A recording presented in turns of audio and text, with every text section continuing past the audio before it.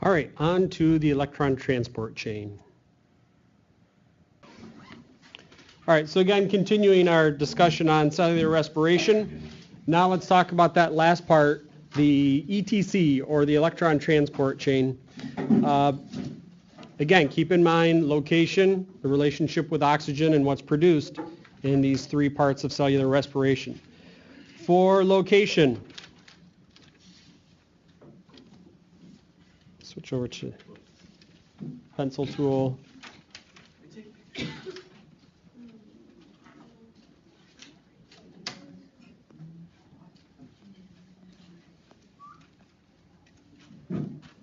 This is in the mitochondria.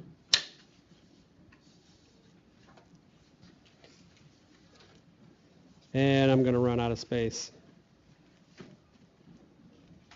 Let's abbreviate. So the inner membrane of the mitochondria. Okay. Relationship with oxygen.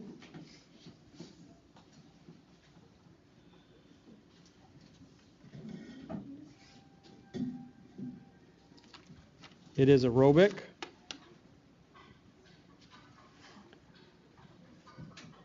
Okay, what does it produce?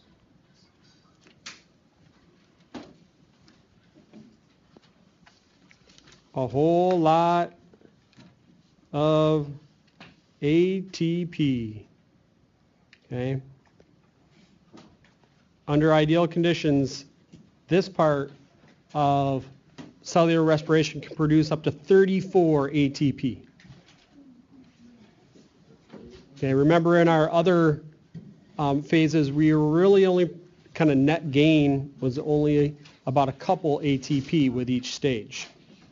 Okay, so of the idealized 38, 34 of them are coming from the electron transport chain.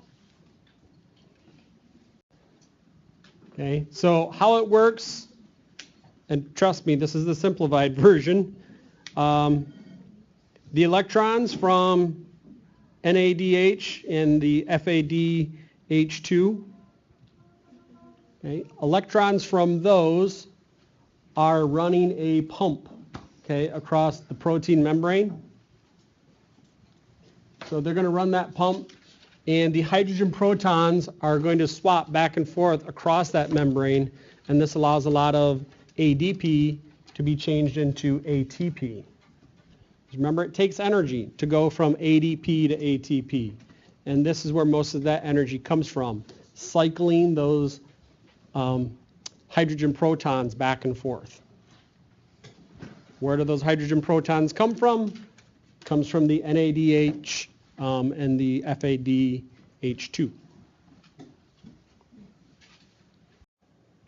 So here's a more complicated diagram. If you want to know some more of those details about how that works, here's a good reference diagram, but I don't expect you to know all of these parts.